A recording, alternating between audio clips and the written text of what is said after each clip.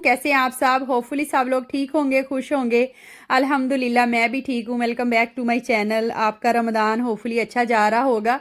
तो आज ना सहरी की रूटीन में शेयर नहीं कर रही, इफ्तार से मैंने शुरू की है अपनी आज की वीडियो को, क्योंकि सहरी के टाइम हम लोगों ने ना इंजीनियर का एक बयान लगा लिया। बस वही सुनते सुनते सारा टाइम गुजर गया और पता भी नहीं चला। और मुझे बाद में याद आया कि मैंने तो अपनी सहरी की जो रूटीन है वो भी शेयर करनी होती है आप लोगों के साथ। तो बस इस तरह से होता है कि कुछ मामलात और कुछ स्पीचेस इस तरह की होती हैं कि अब आप सुनते हैं ना तो उसी में गुम हो जाते हैं। तो इसलिए फिर वो मैं नहीं कर सकी। यहाँ पे ना जोहर के बाद का टाइम है, मैं किचन में आ गई थी। कुछ ना प्रिपरेशंस में दोपहर से स्टार्ट कर देती हूँ। कुछ जो फ्रीज़र से निकाल के रखने वाली चीज़ें होती हैं वो डीफ्रोस्ट होने में थोड़ा टाइम लगता है उनको। तो मैंने ना नीचे ग्रोसरी शॉप पे कॉल की, उन्हें मैंने कहा कि आपके पास बर्गर बन्स हैं। तो जस्ट मैंने पूछा था तो वो ना घर आके दे गए। हालांकि मुझे वो समून वाली चाहिए थी, लंबी वाली जो होती है समूली। तो वो गोल वाले दे गए। मैंने कहा मैंने तो वो बनाने थे। तो खैर वो जब वो दे गए फिर मैंने कहा अब वापस क्या करने हैं, चलो यही वाले यूज़ कर लेते हैं।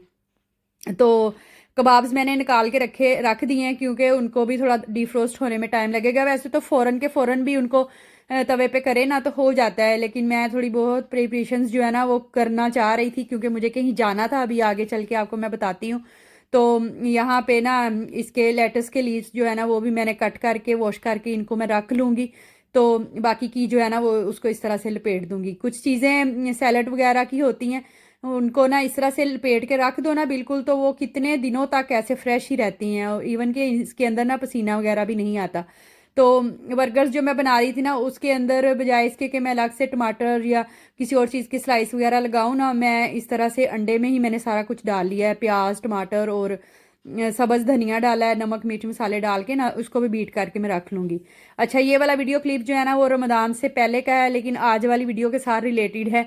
तो इसलिए आप लोगों के साथ शेयर कर रही हूँ। मेरी एक फ्रेंड है तो हमारी बिल्डिंग में ही रहती है, उसके माशाल्लाह से बेटा हुआ है। तो उस दिन ना हम लोग जा रहे थे, उनको हॉस्पिटल से छुट्टी होगी जब वो घर आई ना, तो उससे नेक्स्ट डे हम लोग ना बेबी को देखने के लिए हमने जाना था। तो ये वाला गिफ्ट जो है ना वो उसके लिए लिया था। साथ में हम लोगों ने केक ले लिया था। उन्होंने ना अपनी मदर को बुलाया था पाकिस्तान से कि डिलीवरी के टाइम ना वो आ जाएंगी। तो बस वो हुआ कुछ इस तरह से कि उनकी ना मदर ने आना था 5 को। तो बेबी जो है वो माशाल्लाह से 25 को ही आ गया।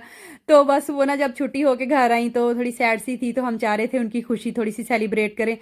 बस परदेश में तो इसी तरह से होता है, जो आपके दोस्त होते हैं या आपके मिलने जुलने वाले होते हैं उनके साथ ही खुशी सेलिब्रेट होती है। तो बस मैं फिर एक गिफ्ट ले लिया, एक केक ले लिया। एक और फ्रेंड थी तो वो ना साथ में चाय समोसे मतलब स्नैक्स वगैरह ले आई। तो यहाँ पे ना सारे बच्चों को हमने कहा कि चलो आप ना बेबी के लिए ना केक कट करो, तो फिर हम बैठ के खाते हैं। तो बस इस तरह से ना छोटी सी गेट टुगेदर हम लोगों ने की है। साथ में बेबी भी देख लिया, उनको गिफ्ट भी दे दिया। तो बाद में ना फिर रमज़ान जब स्टार्ट हो गया तो उनकी मदर फिर आ गई हुई थी। तो कितने दिनों से वो आई हुई थी, रमज़ान जब से स्टार्ट हुआ मैं ना मिलने ही नहीं पा रही थी उनको। तो आज के दिन ये वाली वीडियो आज के दिन की है। तो मैं और रूहान ना उनकी मामा को मिलने के लिए गए थे, और साथ में ना हमने उन्हें इनवाइट करना था इफ्तार के लिए। तो बस वो करके हम आए हैं। इसीलिए मैं ना जोहर के टाइम ही थोड़ी प्रिपरेशंस वगैरह करके गई थी, क्योंकि मुझे वहाँ पे भी थोड़ा सा टाइम लग जाना था।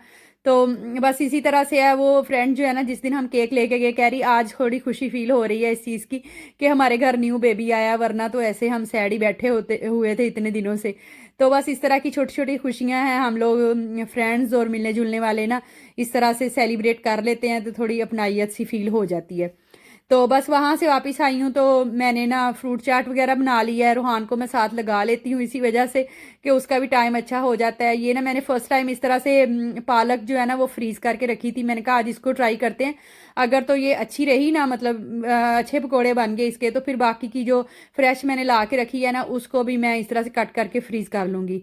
तो इसका रिव्यू मैं आगे चल के देती हूँ। तो ये ना मसाला मैंने इसका पहले से रेडी किया हुआ था पकोड़े बनाने का। तो ये पालक मैंने एंड में डाली है, क्योंकि ये चूँकि फ्रोज़न थी ना तो काफ़ी पानी छोड़ना था इसने, तो इसलिए एंड में डाली है। तो बस यहाँ पे बर्गर्स जो है ना वो भी रेडी हो रहे हैं। केचप वगैरह लगाई है, सॉस मैंने सोचा था अलग से बना लूँगी वही लगाऊंगी, लेकिन टाइम ही नहीं था इतना, ऐसे फटाफट से सारा कुछ करना पड़ रहा था।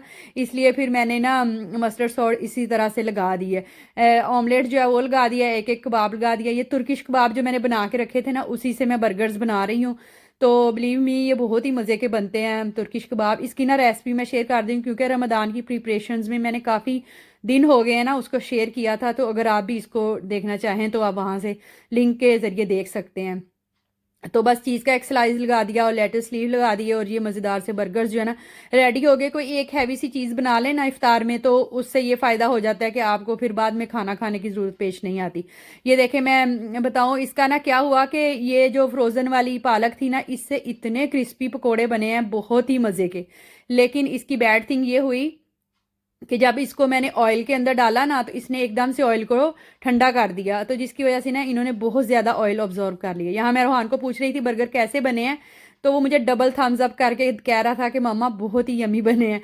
बच्चे छोटे छोटे हैं, उनकी छोटी छोटी सी फीलिंग्स होती हैं, लेकिन जो काम करने वाली मदर्स होती हैं ना, मतलब जिन्होंने कुछ बना के दिया होता है, उनकी खुशी डबल हो जाती है जब उनको ना इस तरह की अप्रिसिएशन मिल जाती है कि हाँ ये चीज़ बहुत मज़े की बनी है। बस उसके बाद फिर हम लोग घर में इफ्तारी की और उसके बाद तरावी वगैरह पढ़ी, नमाज़ पढ़ी। तो फिर हम लोगों ने ना जाना था, कुछ चीज़ें ख़त्म हो रही थी घर की और कुछ फ्रूट चाट का सामान भी ख़त्म हो रहा था, तो मैंने कहा फटाफट से लेके आ जाते हैं, नहीं तो ना रूटीन इतनी पैकअप सी हुई होती है ना कि नमाज पढ़ के हटो ईशा की तो साथ ही दिल होता है कि लेट जाओ, क्योंकि सहरी में फिर उठना है और सारा दिन भी मौका नहीं मिलता कि बंदा थोड़ी बहुत ना रेस्ट कर ले। तो बस इस टाइम होता है कि नमाज पढ़ो और 10-11 बजे तक लेट जाओ, फिर भी 12 बज जाते हैं सोते सोते ना। तो बस यहाँ पे कुछ फ्रूट्स वगैरह लिए हैं और कुछ फ्रोज़न आइटम्स में कुछ चीज़ें रहती थी, बस चीज़ें ना थोड़ी थोड़ी ख़त्म होती ही रहती हैं। तो ये हमारे घर के पास ही है लूलू, तो इससे ना हम फिर जल्दी जल्दी होके आ जाते होते हैं, मतलब 1 घंटे में आ जाते हैं वापस। तो यहाँ पे जब हम वापस आए हैं तो 11 बज चुके हुए थे, तो मैंने कहा जो चीज़ें फ्रिज में रखने वाली हैं ना वो निकाल के रख लेती हूँ, जो सूखी आइटम्स होती हैं मतलब कैबिनेट्स में रखने वाली वो मैं बाद में रख लूँगी, बस फ्रूट्स वगैरह संभाल लूँगी। रूहान को अभी खाना भी खिलाना था मैंने और बाद में फिर उसको लेके लेट जाऊँगी। तो मॉर्निंग में भी ऐसे ही होता है कि दिन ऐसे जल्दी जल्दी से गुजर जाता है, इफ्तार का टाइम हो जाता है, उसमें काम काफ़ी निकल जाते हैं। तो होपफुली आज की वीडियो आपको अच्छी लगी होगी। चैनल पे न्यू है तो सब्सक्राइब माय चैनल, और वीडियो अच्छी लगी तो लाइक ज़रूर कीजिएगा। Thank you for watching. Till the next video, अल्लाह हाफिज़, टेक केयर, बाय बाय।